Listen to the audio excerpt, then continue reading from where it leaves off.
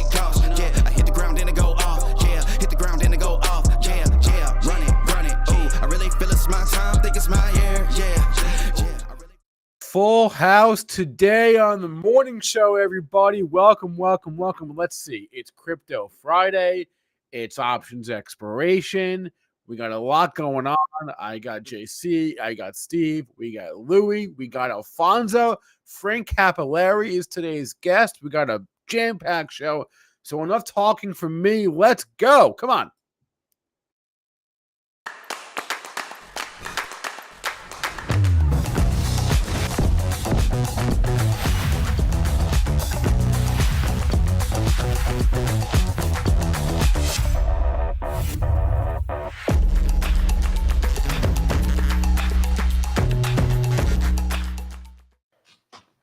Hey, Steve Strazza, welcome back. Thank you for joining us today. Hey, guys. You look good. How was golf yesterday? How many holes you get in? I did not golf yesterday. Maybe you should have. I'll be golfing tomorrow. Yeah. Are you? Yeah. That's cool. I will not. It's like 60-something degrees there, right? Dude, the weather's freaking awesome, man. We went to the farm yesterday. I got this farm like 7 minutes from my house. They got camels. They got what are the ones that spit at you? What are the ones? Llamas? Called? No, they're not llamas. They look like llamas. Emus. No, they're not emus either. No. Alpacas. They got alpacas. Oh. Yeah, they have like the alpacas have the hair like the kids wear these days with like the bushy top, you know? It's really funny actually. Yeah, they hang out with the llamas. They hang out in this farm. They hang out with the camels. This farm didn't have any llamas. Wow. And one of my sons was just like loving it, playing with the chickens, and like I was like, I've never seen him so brave before. And then he got real close to the horse, and the horse did one of those things, you know, scared the crap out of him. So now my son's scared of horses. So that's what I got going on now. That's pretty good, JC. That was a good horse. My animal sounds are like top notch. Pretty good. That was pretty good. Yeah. You like that? I have a lot of practice, right? So we'll leave it at that. So anyway, that's what I got going. Why don't we hit the markets? Yeah.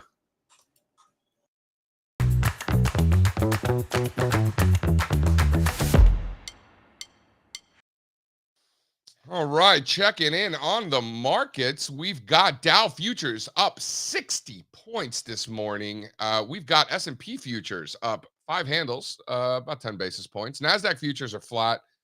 30-year bond futures up slightly on the day after getting the crap kicked out of them this week. You've got silver up a little bit over 1%, with gold flat. That's interesting. Copper up 1.3% as well. Crude oil down 60 basis points. Dollar mix in early action, slightly higher. And then you've got the U.S. 10-year yield hanging in there, pushing 4.3%, Strazza, as the volatility index. The VIX is hanging out just above 14. Over in the funny money, you got Bitcoin down 3,500 United States dollars today, back under 70, hanging out right around 68,000. And Ethereum, 3,700, losing that 4,000. The risk is messy for longer now, as far as I'm concerned. We'll talk about that with Louie. And finally, checking in on Solana. Solana down only 3 points, hanging in around 172. Very impressive. Total crypto market cap, Mr. Spencer, down to only 2.5 trillion in market capitalization there. And that is your morning rundown, brought to you by... What's that shirt you got on there? What is that? Barstool Golf. Oh, is that a thing? Yeah, they make some cool apparel. Really? Yeah. The most important thing that you just talked about was the move in yields just these past few days. Like, what was it? Last week's analyst call, last week's team call, where we were saying all these things about energy and commodities. Ian was talking, and we're like, doesn't that mean higher interest rates? And now look, we get this move just in the past few days here. The level for me has been those 2020, 2022 highs. So kind of scooping back above there. We're pretty much right on the nose right now, 4.3.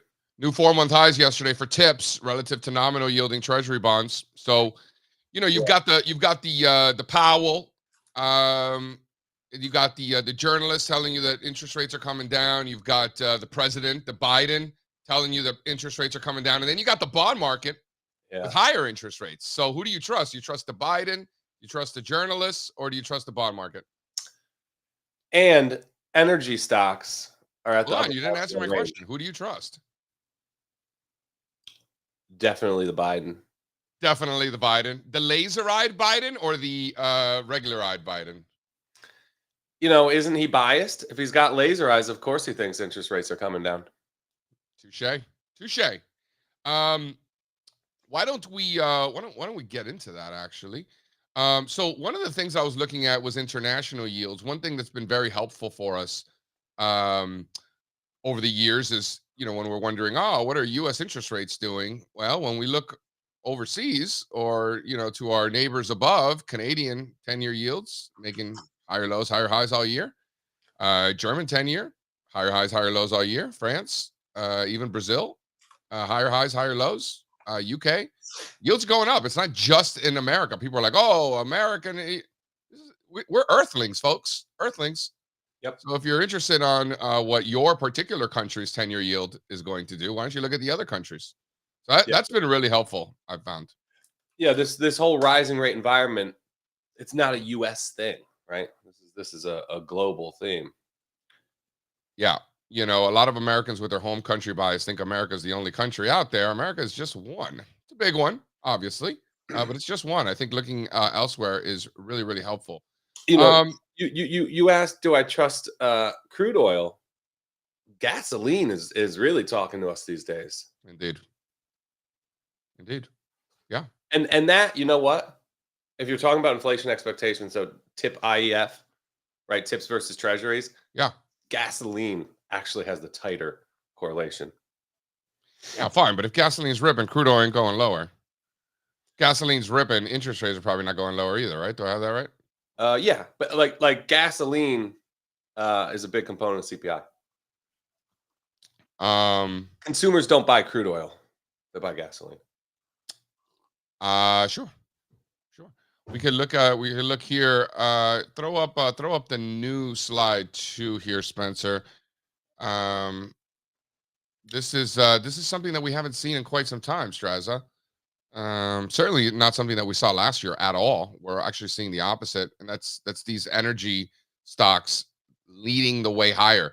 If you go back to the beginning of February, back about 6 weeks or so, best performing sector is energy, up double digits. Nothing's even close. Materials aren't too far behind, by the way. So kind of noticing a theme here. Yeah, breath is still pretty crummy in materials, though. We talked about it too. This is so important, right? When you see a chart breaking out at the index level, you got to look beneath the surface. We were going to put out a post on biotech stocks, and we've been sitting on it for 2 or 3 days now. We have the setups, and a lot of them are reversing and failing. And we're looking at the XBI, IBB, and I think I said it here the other day or on one of our meetings. Biotechs are at risk of failing just because the internals no good at all. Usually when there's a nice reversal pattern in place and the chart's breaking out, we look beneath the surface and there's 10 stocks we want to buy. And if that's not the case, then you want to be skeptical of the price action at the index level. Throw up slide 5. It's almost like I told you this earlier in the week, right? Almost, right?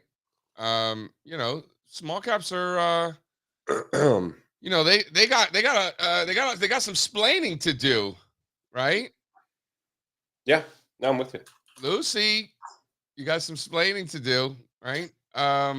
It's 200 though. Let Russell 2000 breathe a little bit here. All I'm saying is that there's a cute little narrative out there from people who don't even bother to count that small cap breadth is improving, and it is not. It has not all year. There's only one small cap sector that's actually above the December highs, and that's industrials, and it's flirting with losing it. That's the only one. Everything else is down, number one. Number two, not a single small cap sector has gotten overbought this year. Yeah. Not a single one. Don't like that. So you need that confirmation from momentum. Yeah, but it's not about liking or not liking. It has nothing to do with what we like or don't like. It's just not there. So like when these assholes are telling you that small cap breadth is improving, like they're assholes. Like they're not counting. They're lying to you. They're lying. Is that true though, JC? Like breadth breadth peaked on most of the indicators in December, right? That's right.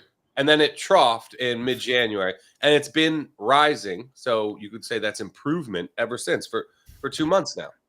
So it depends. Like what's your benchmark? Are you comparing it to? There isn't a single small cap, Strazza, not a single small cap sector has gotten overbought this year. What breadth improvement? Things are getting worse. You're talking about momentum at the index level.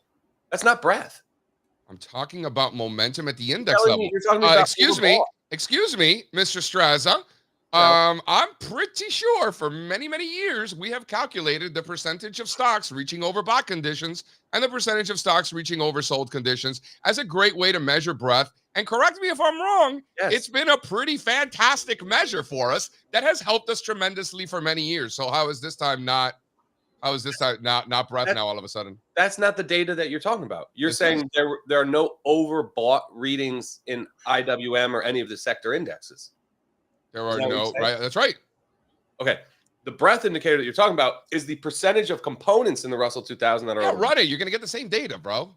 I'll run it right now. I don't know. Run it right now. Run that shit. Run it right now. now. See, this right here is my issue with breadth. Is you guys, we can just change how we're calculating it, right? And it can. No, we're not changing how we calculate it. We calculate it in all the ways. In different ways. In different ways. Calculate it in all the ways. In different ways, right? Multiple ways. All I'm saying is that it stands out a lot to me that not a single small cap sector has reached overbought conditions all year. Not a single one, not even once. Oh, wow. Like I'm talking about like breadth in general, right? But that particular stat is very surprising. That really stands out considering the S&P and the NASDAQ have gone on to make new all-time highs. Granted, the small caps have not, or maybe briefly the Russell 2000 did. S&P 600 has not. It's been making lower highs all year. Okay. You know, I'm just right. So this is unusual, but JC, it looks like you are going to be right here. So in terms of unusual that I'm right. Yeah. So in terms of the percentage of Russell 2000 components overbought, I mean, this is nothing. So we were at about 40%, just about at the December peak. And then that troughed out, in early January around like 2%, got back up to around 10%, a quarter of where it was in December, in February, and then 10% again just last week and rolled over. So correct me if I'm wrong. Not only am I right, it was actually worse than you thought. I mean, this is pretty rough. Yeah. All right. Yeah. I have no further questions, Your Honor.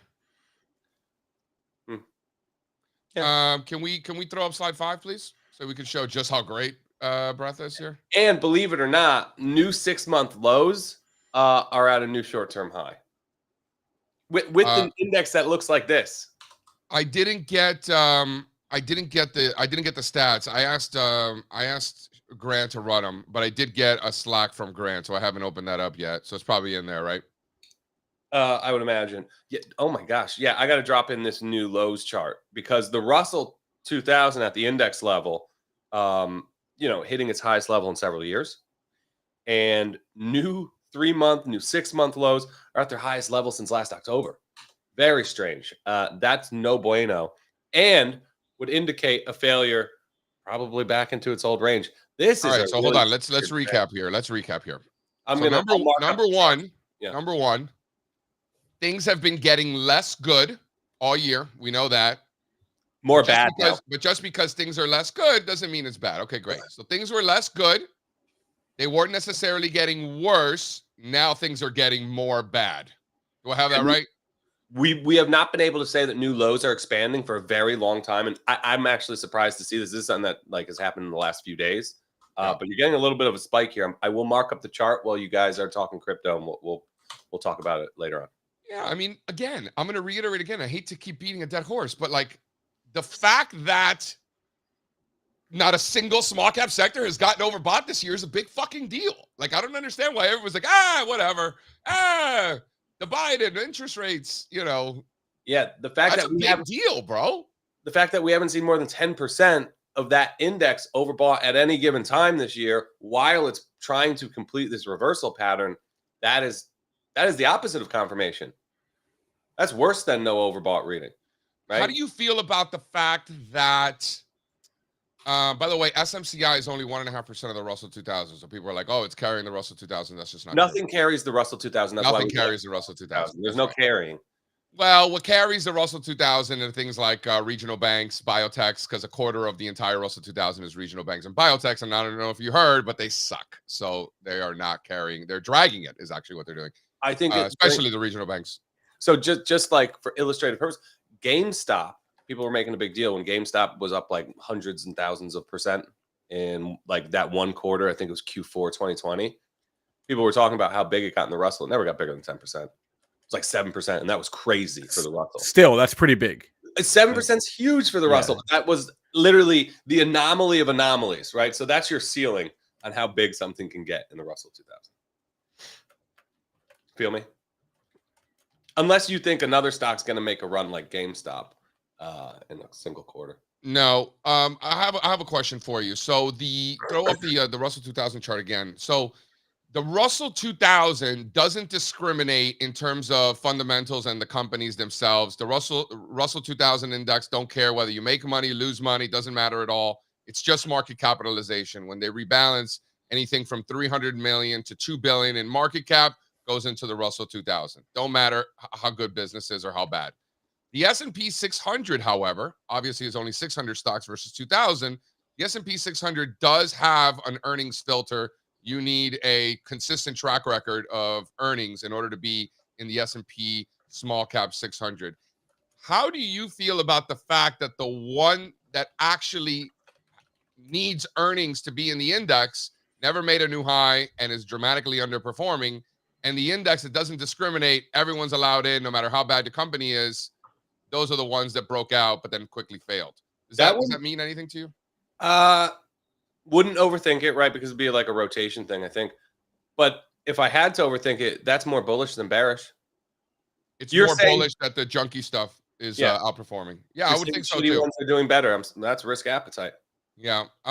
What about the fact that smarter investors want to be in the companies that actually earn money, and the smarter investors have been selling? No? Too cute?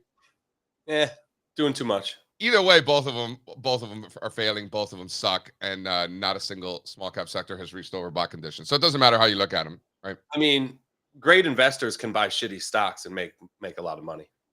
That's right. I mean, we talk about Carvana here all the time. I mean, that's been a monster, and I mean, it's a vending machine for cars. I mean, giant vending machine. Let's be serious, on the side of highways. That it's shady at best. Nothing wrong with that.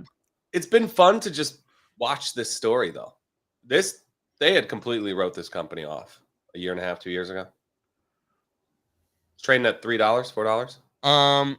And I know we're going to talk to Louis, and I want to kind of bring this up because I want to ask you first before Louis gets here. You can take that chart off there, Spencer. But so Louis is here. Louis is here. Why don't you bring in Louis? Bring in Louis. Dog? Yeah, bring him in. Lou Dog? All right. Lou Dog. Friday. Bring him in. Where's my Louis? There it is. Avocado. Got my fingers on the post, avocado and toast, leather seats, jet plane, always ready to go. Hey guys, what's up? I like the rap.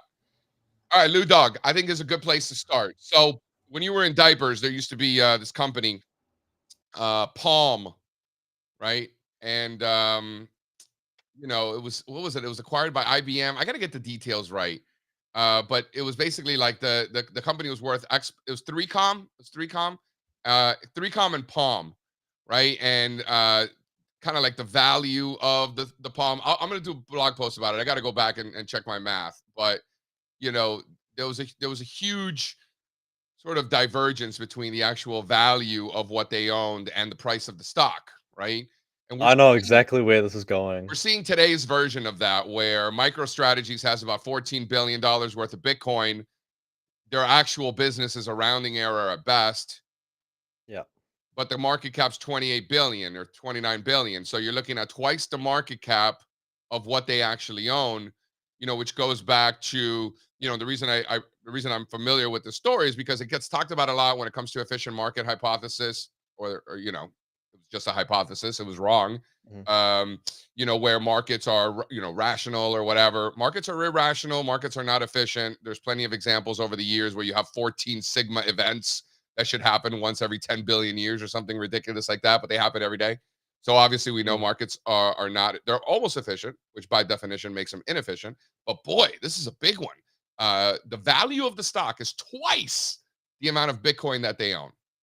Yeah, so investors are essentially giving a 2x premium to their Bitcoin holdings, which when you say that, that sounds irrational. But then to your point, markets can remain irrational longer than you can remain solvent. And I really just think we don't need to overcomplicate this. MicroStrategy is just a leveraged play on Bitcoin. So when Bitcoin is going up, MicroStrategy is outperforming. When Bitcoin is going down, like it has been over the last 2 days, Why? Why is it leveraged? because investors are essentially because they're pricing a 2x premium on their holdings. I don't know why. But is it because of the short interest and the shorts can't get out? Yeah, and so yeah, obviously with a short interest of 20%, this 1 in every 5 shares of the float is being sold short, and so obviously as crypto prices have rallied, shorts have been massively underwater. They've had to cover, and so that's probably some of the reason why there is that premium. But I really don't think we need to overcomplicate it. It is a leverage bet on Bitcoin, and you generally tend to see that anyway with MicroStrategy, not just now, but historically. There's been a bit more volatility in MicroStrategy than in Bitcoin itself. But you got a 40% rally in the last 3 weeks. You got like a 40% rally or even less, 30% rally in the price of Bitcoin. Meanwhile, MicroStrategies is up 150% during that period, or even more, 700 to 1700. Yeah, basically about 150. And if you do that math, so what? So Bitcoin's up what you said 40%, 30, MicroStrategy is up 40% in 3 weeks, and MicroStrategy is up more than 150%. 3 times that. Yeah. And so not only do you have the 2x premium on their Bitcoin holdings, but you've also got the additional 50% on top of that. Right. And so there's Nobody else thinks this is interesting? I think it's interesting. Hence why I'm talking to you about it this morning. It's 2 in the I know. morning here in New Zealand. I'm talking about MicroStrategy short interest. Yeah. But you're a unique egg. I'm talking about like the general you, the other Lebowski, the millionaire. They're just not interested in this scenario. I mean, that's 150% move in 3 weeks with Bitcoin up 35% or something like that. Like that's got to be the shorts getting squeezed. No? And so we were talking about this in our team meeting, and Sean was like, well, wouldn't the logical play be to short MicroStrategy and long the Bitcoin ETF because it's trading at such a premium. Only if you have a death wish. Right. Exactly. Like the whole like markets could remain irrational longer than you can remain solvent, right? That old saying, that's what they're talking about here. That's this. And so if you're really just quite a junkie and you want to get involved in crypto via a US equity vehicle, do you go out and buy MicroStrategy rather than the Bitcoin ETF? If you want to get that junk, if you want to get that leverage? Man. So you want to do an MSTR IBIT ratio. How about if you just wanted to actively trade around a core Bitcoin position? MicroStrategy is the way to go about that. I don't think so. I don't think so. I think if you want to trade around a core Bitcoin position, you trade around a core Bitcoin position. Okay. If you like emerging markets, buy emerging markets. Don't buy China. If you like China, buy China. If you want to trade around Bitcoin, trade around Bitcoin. Right? You see what I'm saying, Spencer? Like I feel agree. You. Going through MicroStrategies, you're getting a little cute. So hey, not everyone sells. Not everyone trades crypto. Not everyone sells their crypto holdings. I've never sold any of my crypto holdings before. And are you happy about the fact that you never sold them? Yeah. If anything, I'm regretting having not bought more. Well, there was a time maybe that you could have sold at a favorable price and bought lower, right? Yes, this is true. Very true. So I have a ratio here of MicroStrategies versus IBIT.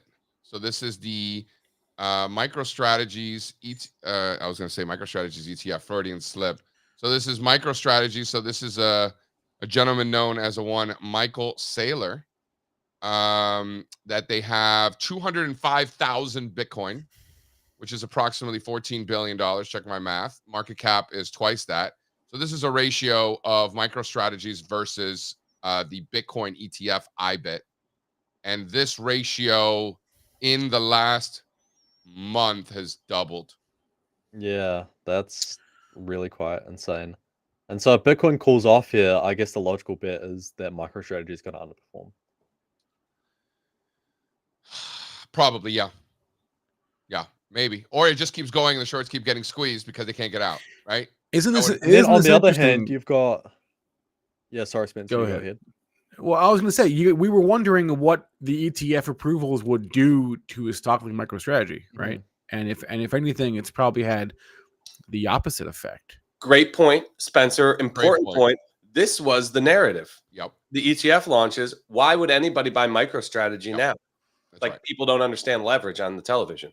The reason Not only do they not understand leverage, that's why the short interest is probably so high. good. That's also You why know what it's I mean? going up faster. Like that was the logic. It's like, oh, well, I guess you don't need MicroStrategies anymore. Now you got the ETF. Wrong. Hey, Bub Didub. Stupid question. What's the stupid question? What I want to MicroStrategies briefly talk about, That is a stupid question. I want to talk about the Solana. So Solana, while we're in a 30% drawdown in price, the Solana market cap made a new all-time high.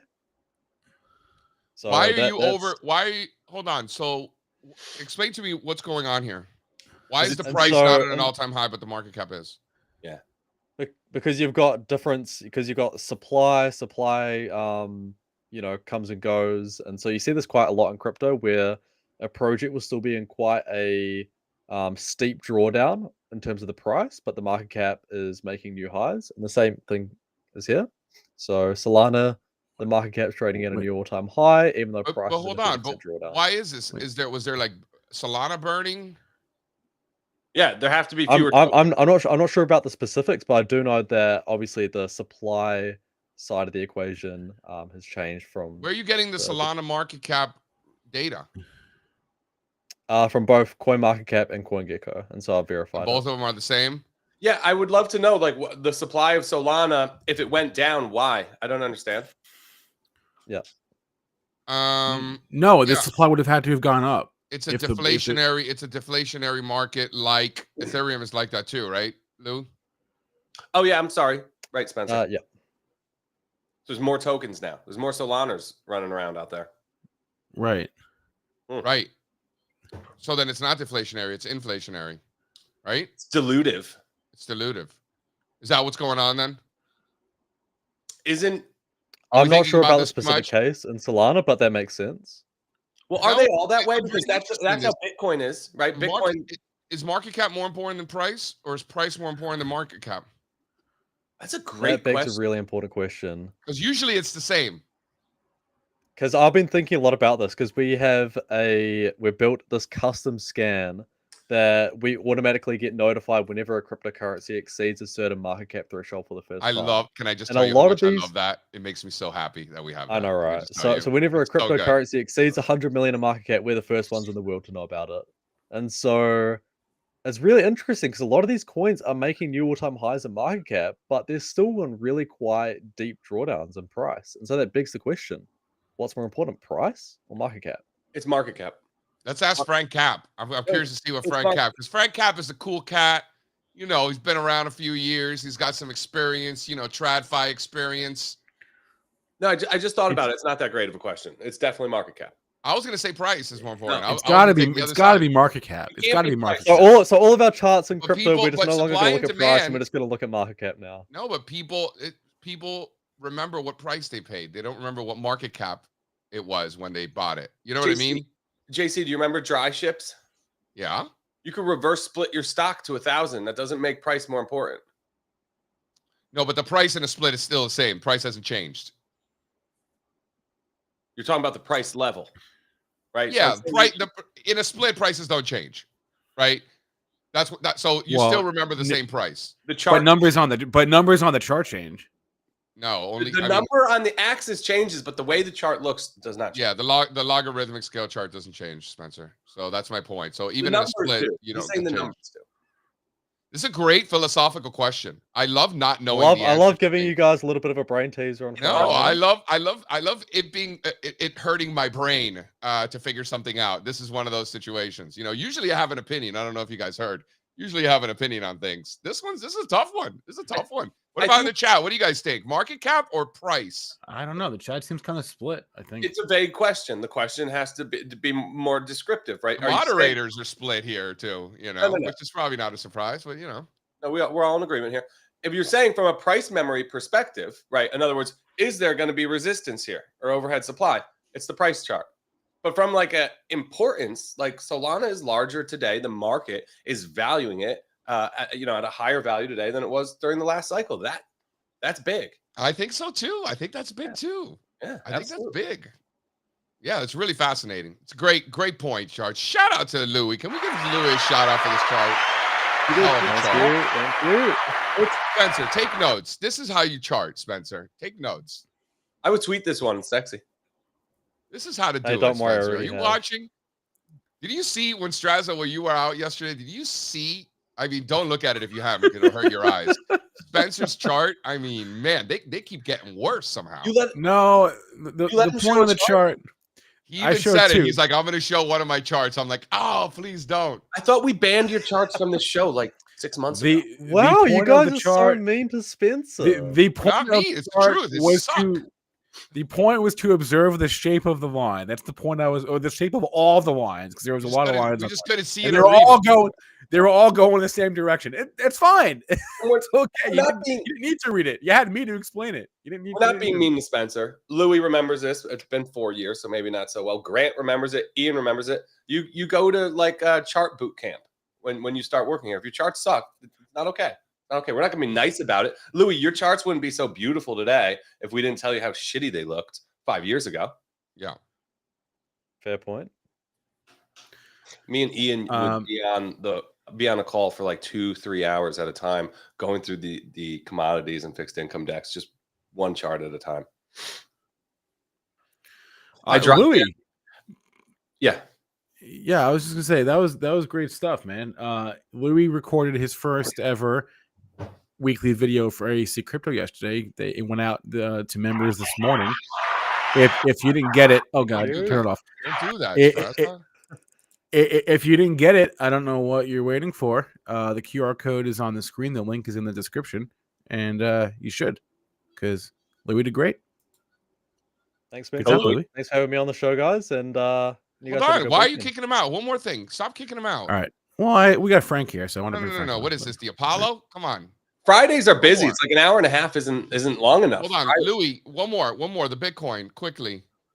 We are not above those former highs. Is this just a shakeout, or as investors, do we really need to monitor these levels? 68 is a big one. We're back above 68 after dipping below that. That's a big level for me. What are you thinking?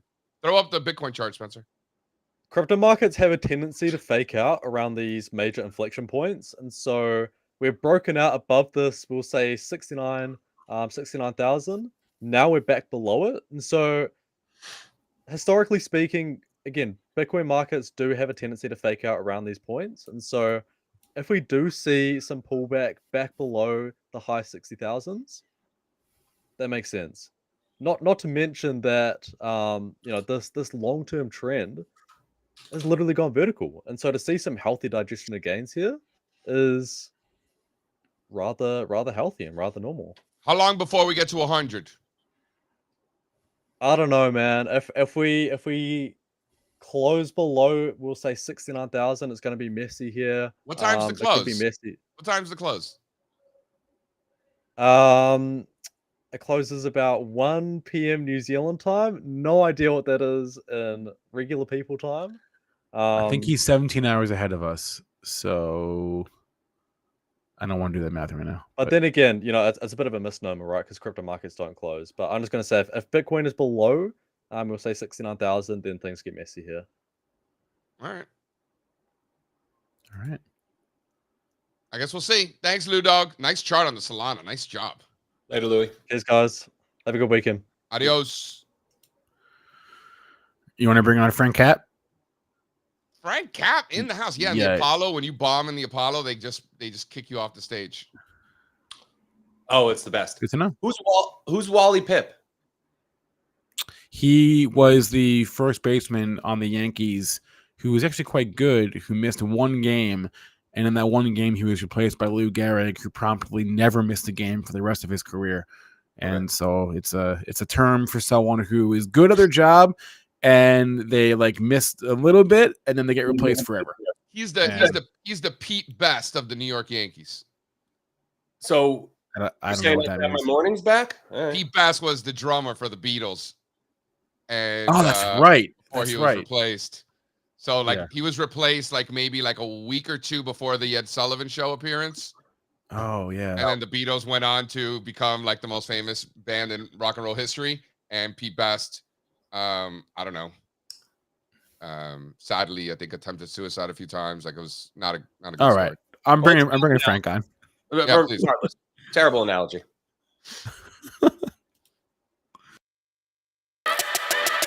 Jay, we've been friends for a long time. Make the call. I mean, this is pretty professional, guys. Nice show you got going here.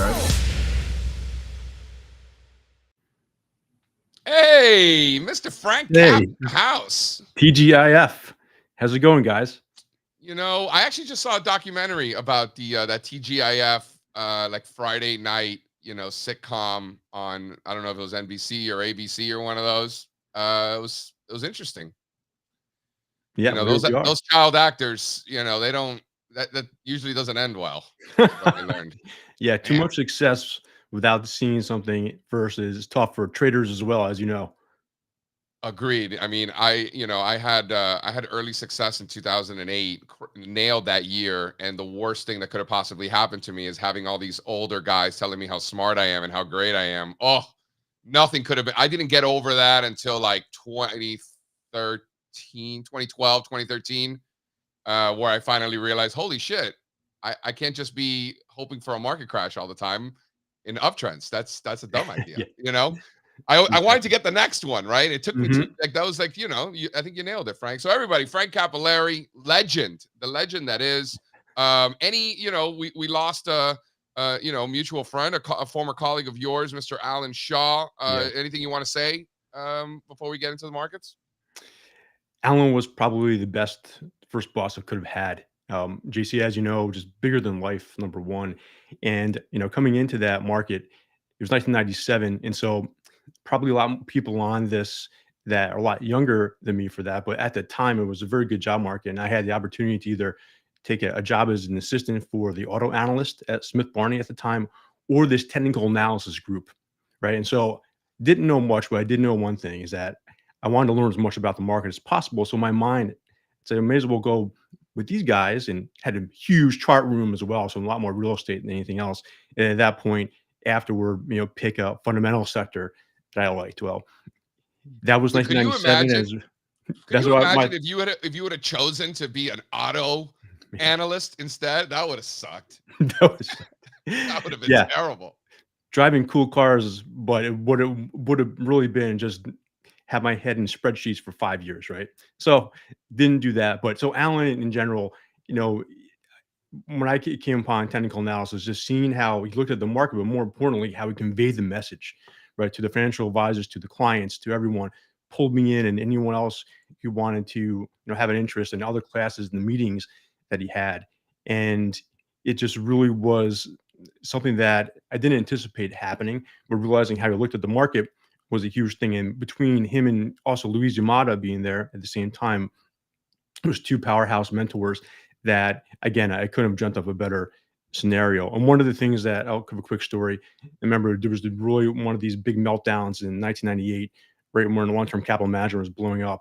And there's a really famous person, which I won't say the name, but called up Alan to speak to him and asked, what's going on? And he noticed what the name was, intentionally put the person on speakerphone so everyone would hear the guy freaking out, let him speak over and over again, calmly talked him off the cliff, and said, basically, we'll be all right. The trend is intact. As you know, from there, the market ripped for another year and a half. Right. And so he was very good at, no matter who he was talking to, having a calm demeanor. Why can't you name names? Nah, It was 25 years ago or whatever. Who gives a shit? No, no comment. Wow. All right. However, Pete Rose? No. Um, so that's a great story. I spoke to Louise shortly after Alan passed, and she told me she had spoken to him and everything like that. So Alan Shaw, legend. There's some videos on YouTube of him and I chatting over the years, talking about logarithmic versus arithmetic scale and stuff like that. Nice young JC. Before we get into the current markets, we have a question for you that we can't wrap our heads around. So we looked at the price of Solana, and Solana's not making new all-time highs yet, but the market cap is already at new all-time highs, right? Which happens in TradFi too, where you get like buybacks and things like that, where the price and the market cap don't necessarily line up. Frank, in your experience, and you have technically more experience than I do, and certainly more than Strazza, what do you think as a technician who analyzes the behavior of supply and demand? What's more important, the price relative to former prices or the market cap relative to former market caps? I think if you asked Bezos or Elon Musk, they would tell you market cap because their net worth goes up a lot more when the price goes up as well, right? That means more important. I'm kidding, but at the same time, that is more important. And another way of looking at it is this: Nvidia, right? Yeah. Nvidia's price of what, 875 or so now.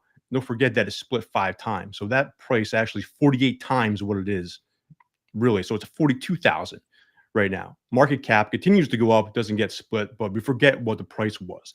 And so I think that's a probably very good reason to believe that market cap is never gets split. It keeps it going higher. Yeah. Whereas we forget how many times the biggest stock split you can put. Yeah, but Frank, the former prices get split too, though. So it's still, you're still referencing the same levels, right? So like current price gets split, but all the former prices get split accordingly. Yeah, The price worked hasn't out. actually changed. Correct. Also, a great point in the chat. You don't make money with market cap, you make money with price. It's a great point, which my answer was price is more important than market cap when it comes to supply and demand analysis. Yeah. I don't know if I really agree with that. You don't make money You more make money with market cap. You make money, but no, because if the shares are split, the price in your account changes. forget the split. Forget the split of the shares. You're talking about dilution of shares. Yeah, exactly. I think You're right. The price price rules is, everything around me. Mhm. Cream. But as the price continues to go higher from there, market cap goes higher as well. I think it's one thing, Theoretically. as technicians, we don't really care. We care about price more, right? Right. We're going to be buying a breakout, whether it's at 1,000 or 100. So Solana, assume it was Microsoft, right? Forget the fact that it's a cryptocurrency. The fact that market cap is making new all-time highs, but price is still below all-time highs. That's still resistance ahead. That's still overhead supply. Yeah. Oh, without a doubt. Okay. Yeah. Okay. So Frank agrees with me that price is more important than market cap. Because you have to ask the question in a certain way. If you're looking for price memory or resistance levels, you need a price chart. If you're trying to measure how well an asset is doing or the value of a company, you don't use price, you use market cap. So that's how you ask it. All right. Thank you for that, Frank. Thanks for commenting. No, I'm just kidding. Exactly. All right. So what do you think? Talk to me about the current market. What's got your attention? Well, focus on the S&P 500 first, especially from a pattern perspective. And one of the charts I sent over was showing how you have 4 consecutive successful bullish patterns for the S&P. Now, different height, different duration for each one of them, but this is really how uptrend begins, right? The way I look at what a successful bullish pattern is, holds support, you have an upside follow through, higher low, bullish pattern gets constructed, have a breakout, and finally the upside target gets hit, and then repeat that process. This is basically textbook of how I look at this.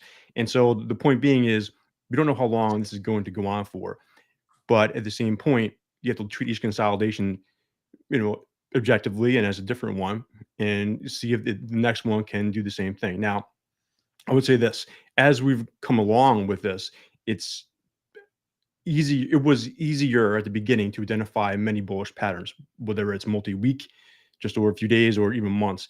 And a lot of those, of course, have worked out, not just in the S&P 500, other ones as well. And so what we have to be cognizant of is if this continues to happen, meaning that I think we probably should be due for some consolidation, only because we need more bullish patterns to continue to drive this market. There are plenty of uptrends out there still, but if I'm going through just a list of names, and it's much more difficult to find tight patterns right now, if you have to look, you have to look down the market cap landscape there to find them. And some of those are just lagging areas. Like for instance, ARC don't have a chart there of it, but I've been looking at that base for so long, and it has a great run off the low, but at the same point, it's still a multi-year base that it hasn't broken out from. So that's something that could lead. But if you look at like how much does it have to come back, where S&P is up 26% already and still probably needs to consolidate to form the next pattern. Frank, when you measure these patterns out, are you using absolute price or percentage? If they are at scale like this, that's regular price. But I do look at, for instance, Bitcoin and Ethereum. Those measure moves are percent basis because of the way that those charts are. Because in this particular case, it's going to be the same, basically. You're saying with the others, it's going to be more dramatic, right? Right, exactly. Yeah, because they go up a lot. Yeah, you just have to look at it that way. I mean, you could. I mean, for both two reasons. Number one, it's easier to display, right, to people that you want to, for clients, and you can do it both ways. As long as you realize what scale you're using. Log scale, use a measure move a percent basis, and Atherin scale regular. So there's really not a right or wrong answer. Both work. Agreed. Yeah, as long as you frame it the correct way, which rarely people do. Are rates going up, Frank? What do you think about the bond market? Yeah, thank you. Yeah, I mean, I think we can take the very big picture, longer term, yes, for sure. Yeah. I think right now, market. I mean, the yields are obviously edging higher, but I think the market has looked at it in a very interesting way. Is that it's a much different environment from what we had in 2022, when the rates were spiking, and of course the Fed was playing catch up the entire way, trying to control out of control inflation at the time. Where now, I think we are headed higher eventually, but it's going to take a long time. If you look at the very long-term chart of the 10-year yield, it trends for decades, as we know. But in between those major shifts, though, you can have counter trend rallies for years, and we've even seen it on the way down at some point. So I think it's very difficult to make a big deal about the yields move on any day or even week at this point, but realize that the market, of course, has an eye on yields, as much as the how fast the pace is as they go up as well. So basically, your outlook on the bond market is you're zooming out 50 years on interest rates. You could draw a trend line, and it's clear as day. There's some sort of structural reversal in place, and these long-term patterns, the counter trend moves, can actually take years. Yeah, without a doubt. I think one thing I was looking at in 2022, especially when you had that really strong move initially, it was created like a monthly overbought reading on the RSI for the first time since 81. Yeah. So you first see that, right? And it's like, oh, wow, that was the top. Well, as we know, it was doing that continuously for 15 years before that. And so that was like in the 70s, even the 60s, you can go back to where you get that first really sharp movement that triggered it. Yep. And then, then we started to move higher. But again, in between that time frame, two things. Number one, the yield went back and forth along, zigzagged along its way over years. And there were still some very good equity market returns, whether, pick out different years. They happen. It's not like yields are going higher, the market's going down every year. Right. It's not like that, as you know. And so a lot of things different. So I think, I think 2024 especially is a interesting spot because of that. Dollar's been going up as well, yield, but they haven't been going up as quickly, and both of them are still within ranges. I know you were talking about that before, Steve, and I think that's that's an important part of it. It's the because of momentum so strong with the equity market so far, and two-way volatility, and the way I measure that is just the big moves on a consistent basis have been relatively small. So volatility overall for yield, for dollar and equities all low, and obviously that gives us the type of market we've been in. So long energy, short semis. Don't hear that too often. Well, I agree, but I think if you look at just the price patterns, there's no denying the fact that energy has bases. You want to look at the XLE, OIH, or even the crude oil specifically. Those are bases that people have forgotten about. I think there's been a lot more focus on it now recently, since they've been coming up to the top of the performance tables recently. But there's OIH on the chart there, and looking at, again, two potential bullish patterns that work at the same time. That's what we have with the S&P a few months ago. And so, I'm sure you guys do the same thing. A lot of times I was bang through as many stocks as possible without looking at the symbol, just what comes up, what looks good. I know, but the problem is that if I see the chart, I kind of know what stock it is. You know what I mean? You're bragging now, JC. Exactly right. What can I tell you? Yep. It's true. No, that's really interesting. What do you think about the market capitalization of some of these energy stocks that are just so tiny and irrelevant, particularly compared to prior cycles? So you see, guys out there, if you're listening, Frank Cappelleri was around when commodities and energy stocks were doing great and were leaders. It was wild, right? ExxonMobil, I think, was the biggest company in the world, right? Chevron, I don't think was too far behind. I mean, Strazza's like, I don't know what you guys are talking about. These are serious times. You look at companies like, like Halliburton was like 150, or right, or like Transocean was like 150 billion dollars, and now it's 2 or 3. 2 billion, yeah. Something ridiculous. Like, how do you think, especially with your experience, right? Because you remember when these were monstrous companies, and now they're penny stocks, for relatively speaking, right? Like, how do you think about that? Do you think of that as possible upside potential? Not that we need to go up 75 times, but you know what I mean? Like, how do you think through the current market cap? Or are they now just the same size as other commodity stocks? Yeah, well, I think it's the reverse of recency bias at this point, right? So we all we're thinking about is AI, all we're thinking about these massive companies, and the other ones just don't come up on the radar screen. Whereas JC, like you just said, they were once massive companies and they led. I mean, going back and thinking about how old some of these names are, right? They're going about decades even before we were, I was even involved. And so I think that's important to realize. At the same point, maybe, we have to put blinders on, and does it really matter what happened back then? What are they doing now? Are they, and especially energy is very interesting, because if you look at those ETFs and stocks, to me, they've been trying to rally, right? Wanting to, you see some of those failed rallies along the way of, with the XLE and OIH, I just keep on looking at potential bullish patterns that keep on getting, not working out. And main reason is because crude oil just is, ever since June 2022, when everyone was saying it's the only thing in town, when it just got, we've had a number of false moves there too, especially at the beginning of this year. And so with it coming back now, of course, and with the rotation already in the mix, right, with the industrials doing well, you mentioned materials as well. So all those, the market was already looking toward other areas as the year began, and we saw those big breakouts from industrials and even healthcare in there. So I think energy is the next logical spot as well. So you have all those underlying things happening at the same time, and I think we shouldn't ignore those bullish patterns. Are you wearing your intermarket analysis hat here with higher trades, higher energy, lower semis? Like, is there a theme here? Well, I just think it's the other side of the pendulum for both. I mean, the SMH, of course, unbelievable ride. But one of the interesting parts is that, when these things broke out to new highs, so many of them put on these huge pattern breakouts with these crazy targets based on measured moves. And the SMH hit its target right on Friday, right before the reversal in NVIDIA. And you see it there. And so that's just huge. No one thought, even from the comeback, it would hit that. It did, and not surprisingly, it needs at least some backing and filling at this point, right? And so we have that long-term chart. Then there's also one that's on a 2-hour time basis right there. Yeah, that put on X last night. Got a lot of feedback from both sides, as you can imagine. But the point being is this: we've seen short-term bearish patterns form in the SMH, in the S&P 500, and other areas, and they haven't been resolved to the downside. They've just been negated every time.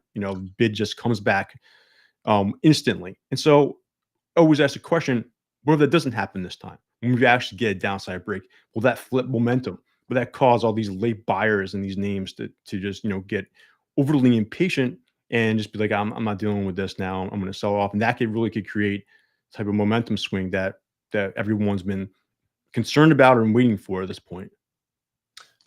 Isn't there a lot of information in when bearish patterns can't complete? Like you were just talking about energy, it's been messy and hasn't been able to break out, but it also hasn't been able to break down, whether it's throw slide 2 up there, Spencer. LE. Yeah, no, that's very important. There is a chart I have in there as well for the S&P 500, just showing another way of looking at it, where it's been going higher each time.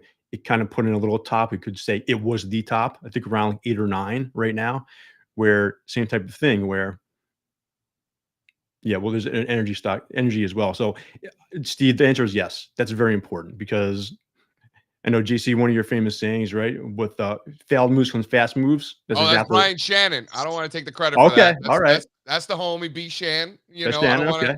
to. Yeah. Yes. Well, um, that's huge. I mean, look at the, like, not to jump around, but the GDX and SIL, the miners, gold and silver, same type of thing.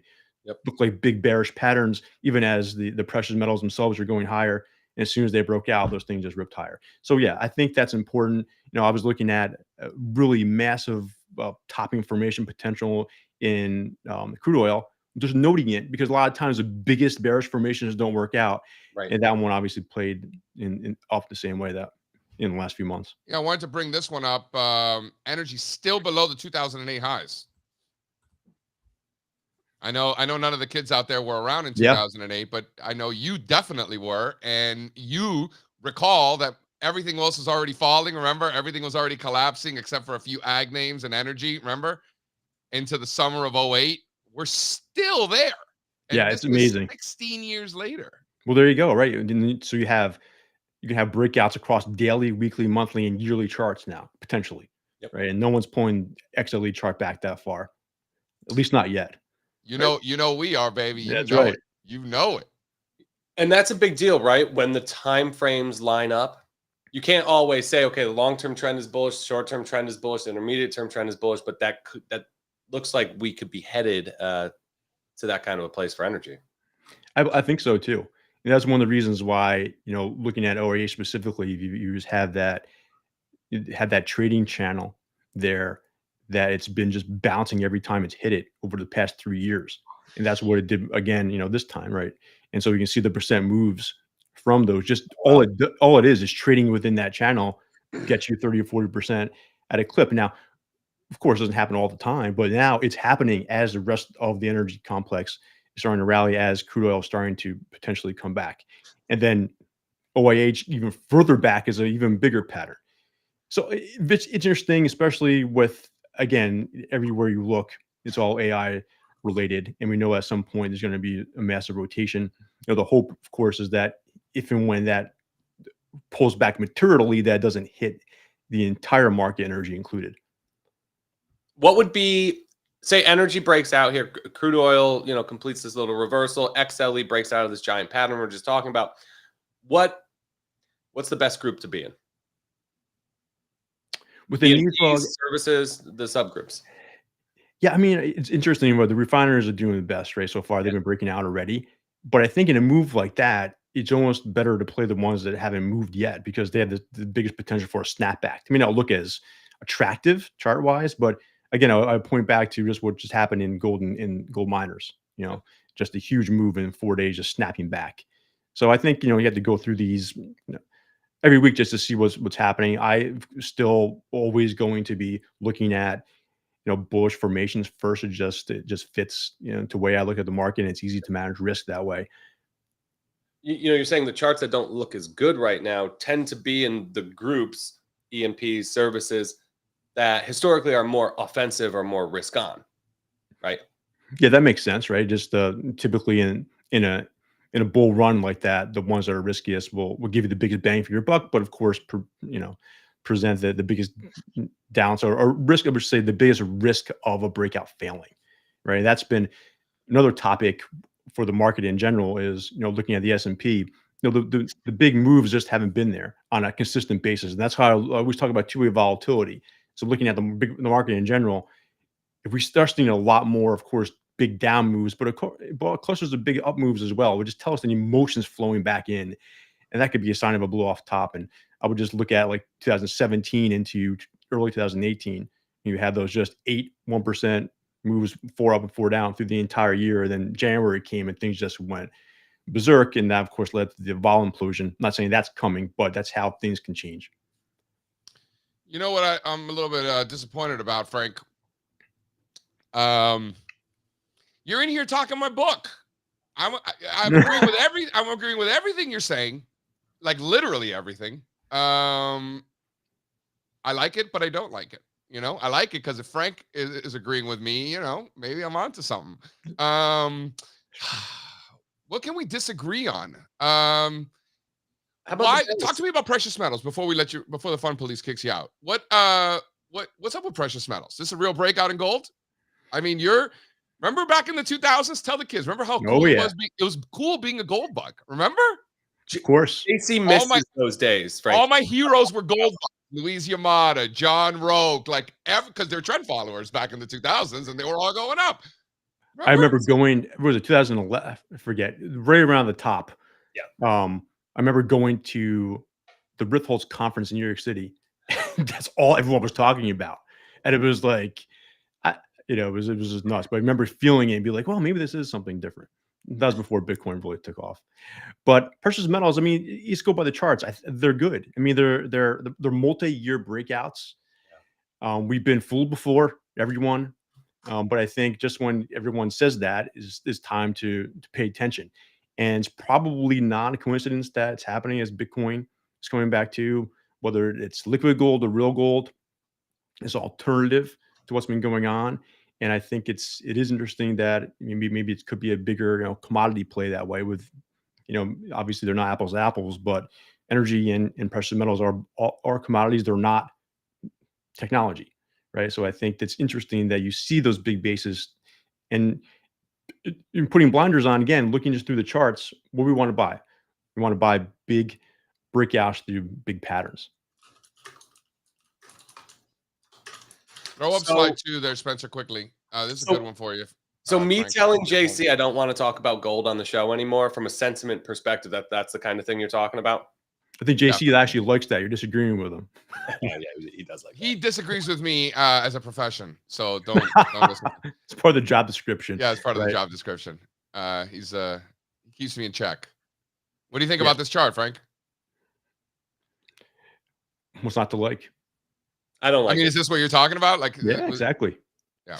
Listen, people can poo-poo this and say, like, especially with Bitcoin, it took so much to get there, right? But as you can tell from before, looking at it, that some of the biggest moves would come from after multi-year breakouts, after it's gone down 80%, come back up 100%, and just how it moves.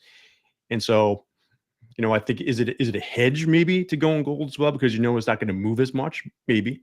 But in terms of what the charts look like, they look similar. It took gold a really long time to absorb the overhead supply at these former highs and break through. Is it going to be the same story for Bitcoin, or do we just blast right through? Well, I guess there's a relative term for Bitcoin. It could pull back 20% and still be, still go up the next week. I still think, I'm not a crypto expert by any means, but we can't, discount the fact that you're having the halving again in April. And there was a cool chart, I forget who had it out there, but just showing the performance 365 days before past three. Those are the best 2-year periods, both times. So like this run up, people are saying it can't persist anymore. But again, we don't have a huge history of this, but the small sample size that we do suggest that there could be some follow through after the mid-April halving, and we'll see what happens. But again, if you're just looking at the chart of Bitcoin, will just show us higher lows, higher highs throughout its history. So I don't think we're ready for the next real pullback just yet. And it's been incredibly resilient despite just some insane momentum recently. Yeah, insane, right? But along the way, you guys know it's been, it trades so well with the technicals, right? Whether it's with the what? The technicals, like the breakouts and breakdowns, it forms patterns that you can track and trade. Even if you're not in this for a long term, you can trade it. Why do you think that is? This is something we talk about. Why does technical analysis work so well in crypto markets? Well, I think one of the things, as opposed to what? TradFi? It seems cleaner. It seems like it's cleaner. There's less shakeouts than like equity markets. That's just Strazza talking his book because he's been making a killing in crypto markets. He's like, yo, this technical analysis shit is great. I swear to God, we've been saying this. The analyst team's been talking about it. You and I have discussed it for years now. Yeah. Who's you and I? Me and you, or I'm not saying you agree, but this is a thing that we've talked about. What do you think, Frank? Well, I think I saw actually Howard Lindson talk about it recently, and it's that like you're not expecting an earnings miss with this, right? It doesn't happen. I mean, some other things could happen as well with it, but That's it too. right. There's less event risk, right? Like less single day volatility. Well, that we talk about all the time. Well, it's not like you're waiting for something to, like. Of course, there's going to be something we don't know about, some unknown out there that's going to hit everything. But as opposed to that, like what were we waiting for? We already had the ETF announcement, right? That was, waiting for that for years, but eventually came through. But what is like? There's not something that we're waiting for every 4 months in this, every 3 months, or whatever it is. That's one thing. So I think people can not confidently, but look at it as price and realize the outside forces is specifically, for that individual stocks have to deal with is not there. And wherever your stocks are, we see it in our team meetings because we have kind of like, people on our team that focus on different parts of the market. So we're talking with Sean about creating an option strategy on a stock that we're bullish. And Sean's like, earnings in 2 weeks. Then we look at another stock and it's like, we want to short it. We want to buy puts, earnings next week. And Louis is like, we don't have these problems in crypto. That's right. So people are saying there's no conference calls, there's no earnings, there's less event risk. Could it have something to do with the lack of institutions also? Or the fact that they're not companies? I don't know. Yeah, well, interesting too. I mean, we'll see if that time will tell, right? Because as the theory goes right now, there's so many more people involved with it just because it's easy to get access to all the ETFs. Right. So we'll see, see if that changes what the behavior has been for the first almost 10 years now, right? By the way, I just want to interrupt here. By the way, Masari does a great job they actually have quarterly reports. Like they're not quarterly earnings results and quarterly conference calls, but they do have quarterly updates on these projects. I'll send you guys the link, but I was reading them. I shouldn't say I was reading them. I was flipping through them, the other day. The different crypto projects put out information reports. Looks that way. This is news to me, but I just learned that. They don't have to, and probably don't want to trust those numbers because they're not audited, but they do put stuff out. That's also a fair point. They don't have to, but they're also not audited. So that's a good point, Strazza.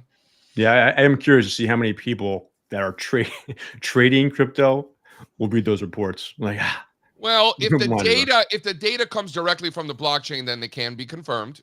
And if it's all code, you can't lie, right? Like, it's like, like old tech, it was like, what is it? Like try to do good, right? Try not to do harm.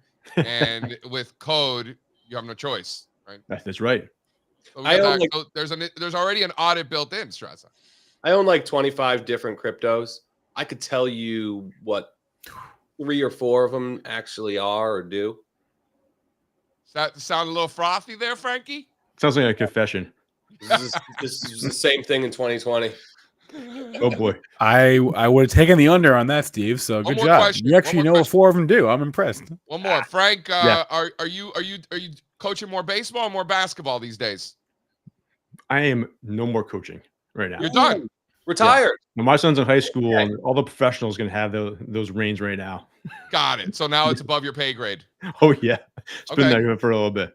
All right. JC, it's all you now. He's looking forward. I'm trying, my kids, they know that you have to knock the ball off the tee. So they take the bat and they literally knock it off. They don't know that you need to hit the crap out of it. They're not there yet, but I'm working on it. They just started walking like a few weeks ago. Oh, that's awesome. That's never going to end. Thank you, Frank. Appreciate it, bro. You're the man. Thank you, guys. Always appreciate it. Have a good one. Bye, Frank. Frank Cap, fan favorite around here, host favorite around here. Yep.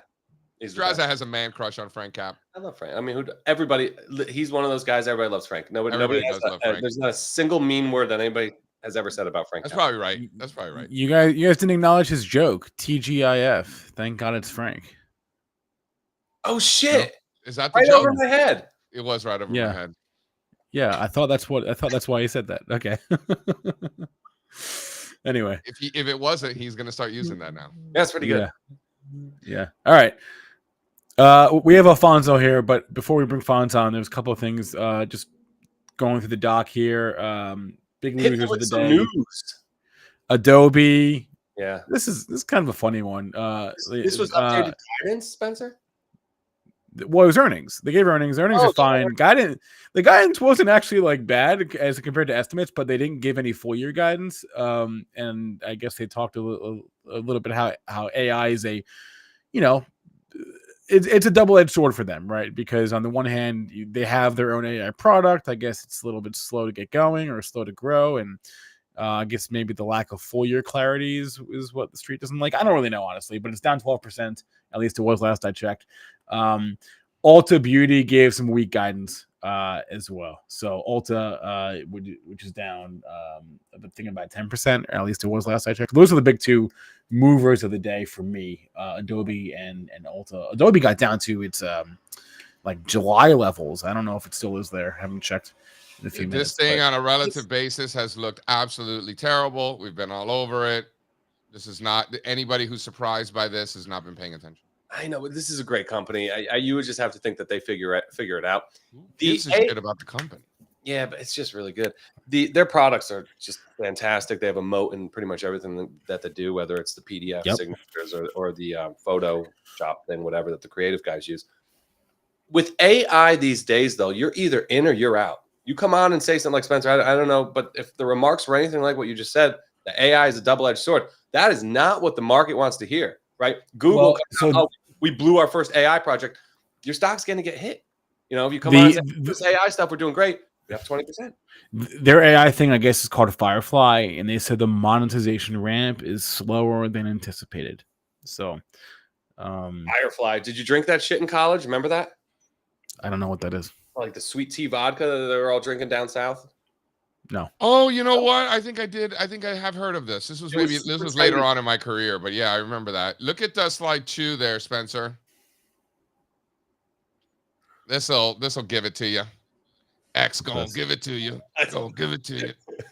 Yeah. Look at that. Woo! Nasty, boy. That is nasty. It's taking a big dump on everyone's portfolio. I don't know. Love it. I'm kind of interested here, though, at this level.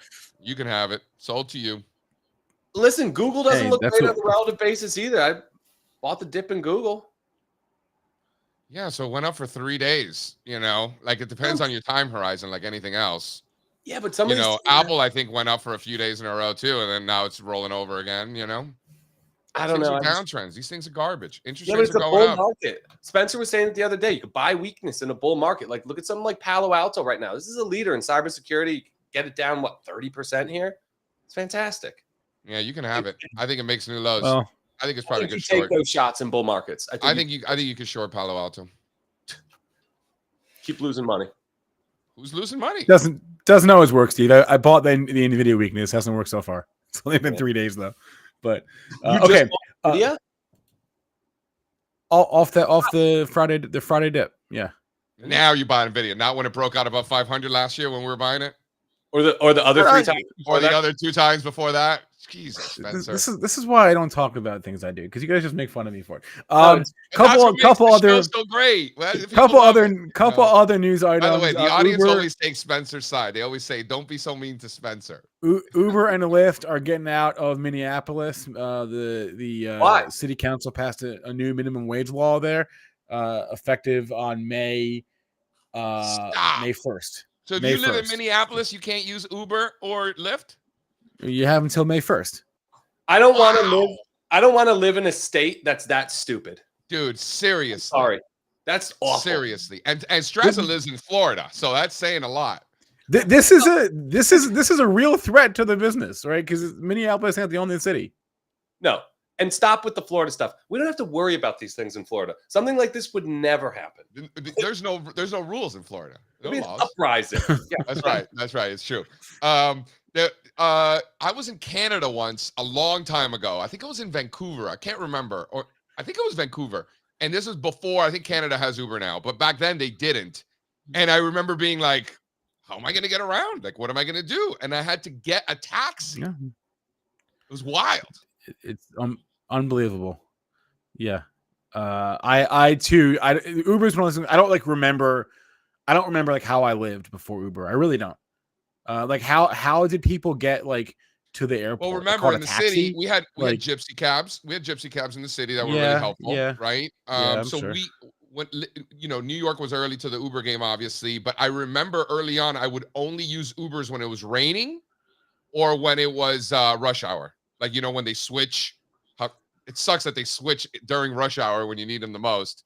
So, like, in that window when I needed a ride, that's when I would use Uber, when Uber first started. Yeah. Is Sean on today? No, Sean was on yesterday while you were gallivanting around Florida. Wait, one more headline. I got an email from Charles Schwab this morning. Effective May 28th, T+1. T+1. Yeah. Settlement. Is it T+1 like legally or just through Schwab? I don't. No, I think it's happening. No, I think it's happening everywhere. It's happening everywhere in the U.S. I just got Schwab emailed me today. T+3. It was like T+3 plus a grace period of 2, right? Like when I began, it was all T+3. Everything. T+3 plus 2. Huh? You have a 2-day grace period after that.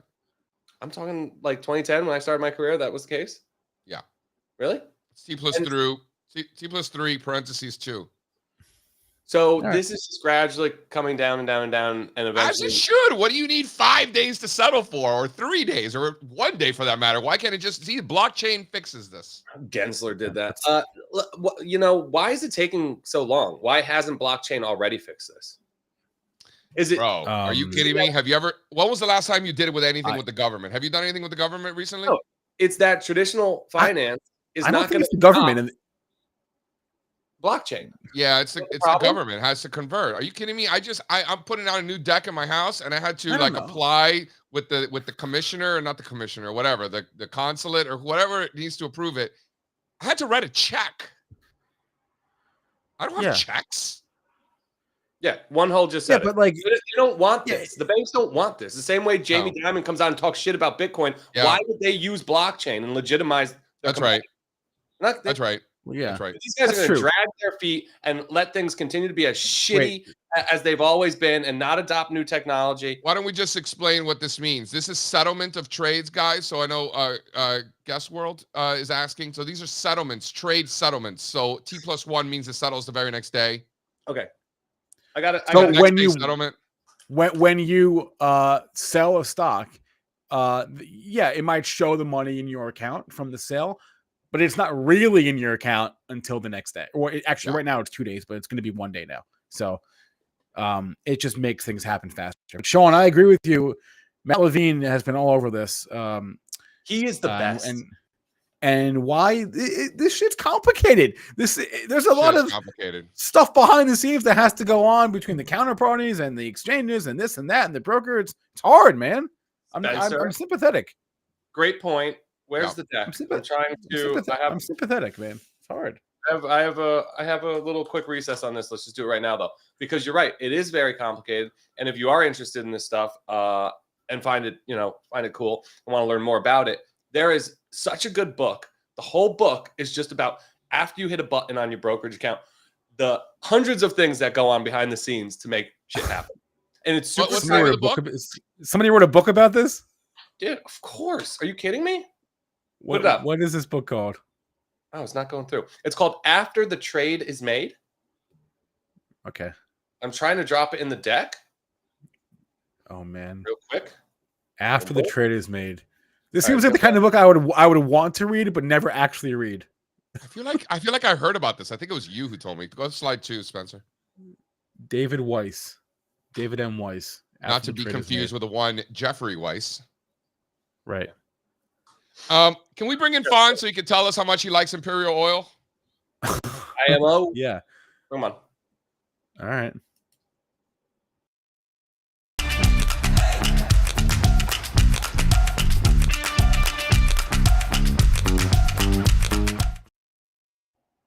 Fonzo, you're here? There he is. All right. Fonzie. Wait. Come back. Hey, guys. What up, Fonz? In the house. How's it going? Dude, are you stoked for have you ever been? Oh, you went to California once, right? I went to San Diego last year, and it was amazing. Weather, beautiful. Sonoma's different. Different? Very different. Don't worry, Fonz. I've never been either. It'll be a new experience for both of us. Yeah, and I don't want to necessarily say better or worse. You were in downtown San Diego, which is pretty gross. Sonoma doesn't look like that. San Diego has its nice parts that, it's also really far away. Sonoma's cooler. San Diego's got the beaches, but you don't have the homeless men downtown. Right. Sonoma, would never fly in Sonoma. They'll just, if some homeless, they'll just kick them. Like they're just, that'll never work. That would never work. All right. Anyway, Fonz, what are you watching here right now? I saw you draw some charts in the deck. What is this? Yeah. Imperial oil? Well, yes, yeah, but for me, what caught my attention this week is definitely the 10-year yield. It's at an inflection point, former resistance in late 2022 and in the summer of last year. For me, the 4.35% is a key level. So if we are above that level, I think we could start to see some rotation back to some value-oriented areas, especially energy. I'm really looking at this relationship, energy outperforming the S&P, these growthy names and growthy sectors such as discretionary making new relative lows, technology, small cap technologies making new relative lows too. So I'm looking at I think this chart tells a good story to how to be positioned in the next few weeks and months. Say more about that. What do you mean? For me, I was looking at this chart, equities for rising rates, breaking out to new all-time highs, and what I look to the fund sectors and the weights. It has financials 27%, energy, basic materials, industrials. So we have been talking about that potential rotation. I think we can get it.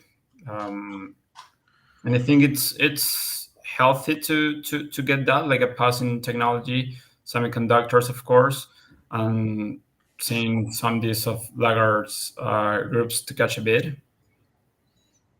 I think that this fund used to be a lot better than it is now, for the simple reason that I'm not sure. I don't think financials should be the largest weighting anymore, because we've seen a big change in that. It used to be pretty much, you could presume that if rates are going to go up, the financials are going to outperform. Higher rates now blow up banks. So that has changed. Yet they still have 27% weighting in financials. I don't love that. But I'm more interested in energy instead of financials in this case. Let's make our own. Let's do energy, materials, industrials, equal weight it, and see how that looks compared to if you do energy, materials, industrials, and financials equal weighted. In other words, you strip out the financials, it's going to look better. Yeah. I just want to strip out financials and industrials and just look at energy and basic materials. Yeah, do that. Yeah, I like it. You're looking at 5% of the S&P 500 between those two sectors. What's the over-under and how long it takes those two sectors to become 10% of the S&P 500? But Strazza, go. JC, is it? Oh. I don't know. I really don't know. Give me a number. It's going to take years. How many years? Never. Ooh, I like that. It's a tough one, and they're so cyclical. Do they get to 10% and then are they back at 5% 5 years later? They'll be a 10% combined. Materials and energy, they'll be 10% combined by next year. Dude. Easily. Wow, I don't know. With oil at 150, gold 3,500, and the U.S. 10-year yield, pushing 6-7%. What do you think? Okay, you know what is more important? Depends on what the other ones are doing. If tech's still going up, that's going to be really hard. Well, tech can't stop going down, so they got to stop going down before they can start going up. I don't know. I think you started looking at your charts backwards, like back in February. I see new 52-week lows in small cap technology relative to small caps. I'm looking at Adobe getting destroyed, Apple making new lows every day. Spencer, you live close by, right? Like you're just a drive away. Can you go to JC's house and uninvert his charts for him? I mean, That'd be a pain in the butt for me to do, but He doesn't know how to try. do that, Strazza. What? Yes, I do. You know how to uninvert charts on Optima? On Optima? No, I don't. Fonz, stop letting us interrupt you. What else is on your mind, my friend? I mean, this week we discussed materials, natural resources stocks doing great. I think, for example, this chart of where you have this chart of materials reclaiming former lows, similar to energy on a relative basis, tells a good story of that rotation we have seen in the last few days, in the last few weeks. So that's what is on my mind right now. Why don't you tell Strazza, because Alfonso, I know you look at a lot of charts, so why don't you tell Strazza, who's gallivanting around Florida yesterday, how technology as a sector is at the same price it was back in January. That was months ago. He thinks technology stocks have been going up. They obviously have not. Oh, tech stocks have not been going up this year? Wow. Tech stocks, literally, the tech sector index is literally at the same level it was in January. We're halfway through March for those who have calendars in their house. I don't know, Fonz. Do they have calendars in Florida? What do you I'm think? looking at these relative trends because I think these ones could tell the story. Agreed. Not the absolute price right now, but these relative trends for me tells the story. How about both? On a relative basis, technology is where it was on Halloween. On an absolute basis, technology is where it was in January. Slide 2.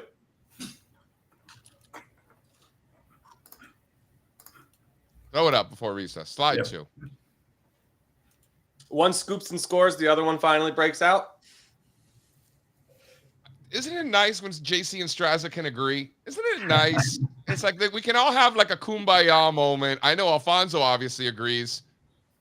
Spencer's trying to figure out what these lines mean, but it's all good. Just agree with us, Spencer. You're good. And you can make the same point for materials. The same chart for materials. It's funny. If you flip these upside down, it looks a lot like technology, Does somebody have an XLK SPY handy? .com bubble? You don't want. Oh my God. .com what? bubble. Yeah. No, because I'm trying to help you make your point. Why don't you hit the bumper? I think we're done here. It's Friday. There's too much math this episode. All right.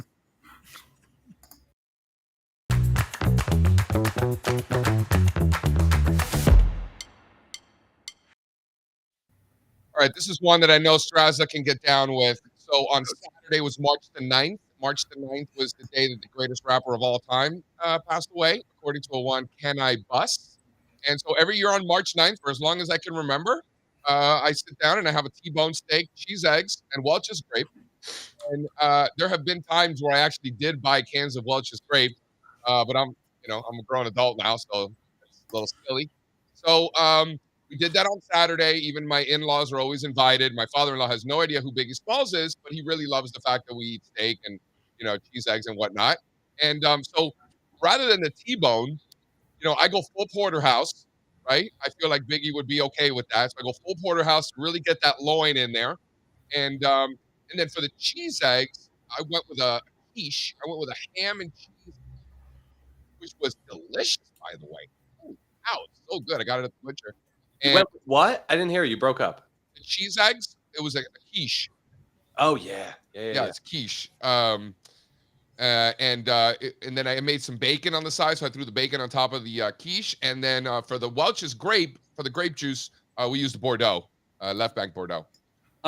So I think the whole point of that, though, like if you listen to the lyrics of the song, it's like a tribute to his old life.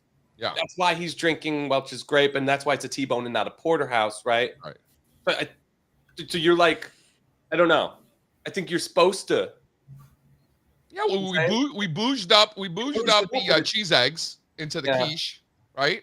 Quiche Lorraine, at least? Was it Lorraine?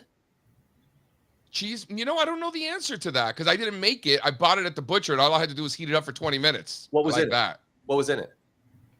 Cheese and ham. It's Lorraine. Oh, okay. Yeah. It's a quiche Lorraine, Mr. French cuisine. I thought the quiche Lorraine was the one that had like all the spinach in it and stuff. Nope. No spinach. You might be wrong. No, I'm not. You might be wrong. I spent a lot of time at the French bakery, so you are wrong. I'm there. Right. I'll defer to Steve on this one. Yeah. No, I think he's right. I think you're right. Good call, Strazza. Good call. One for Strazza. Yeah. Good job, Strazza. Way to mix one in today at the end of the show. That's right. Yes. So, Players Championship is on the next few days. What sport is that? The Players Championship. Yeah, is that soccer? Golf, JC. Golf. So it's at TPC Sawgrass, which has that famous 17th hole, which is so fun to watch. I just put on like the 17th hole. I think Guy already had hole in one yesterday. I remember that from when I used to play Tiger Woods golf, like way back in the day. I remember that hole. Yeah, it's like the Island Green thing. Yeah. Tough hole. All right. Fonz, you got anything for recess? Not this time. Not this time. Find yourself some pequeños and eat them. That's a good point. Yep. I like it. I like that. Yeah. I was just going to say that I think I've decided that this week of the calendar might be my favorite calendar week of the year. That first week after the daylight savings, because we get that extra hour of daylight in the evening that we're not used to, and it's wonderful. It's brighter so much later, and I love the extra hour in the afternoon and the evening. I love the extra hour of sunlight. So I've decided that this week is probably my favorite week of the year for that reason and that reason alone. And now it's just about over, and now I'm sad. But anyway, that's my rant. But okay. You get to hang out with us every day, so that's cool.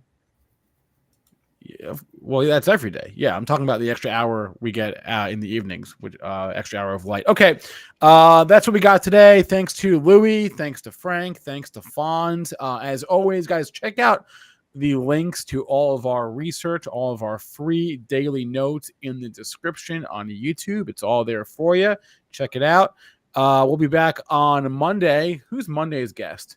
Oh, Katie Stockton is on the show on Monday. Oh, that's cool. So nice. that'll be a good one. All right. Thanks to the chat for hanging out. If you want to do me a quick favor, hit the thumbs up. I'd appreciate that. And go make some money. Have a good weekend. Happy St. Patrick's Day to all those who celebrate. And we'll see you on Monday. Adios. Hey, guys. St. Patrick, Italian guy. Run it. I can't take no loss. I don't even know what it costs.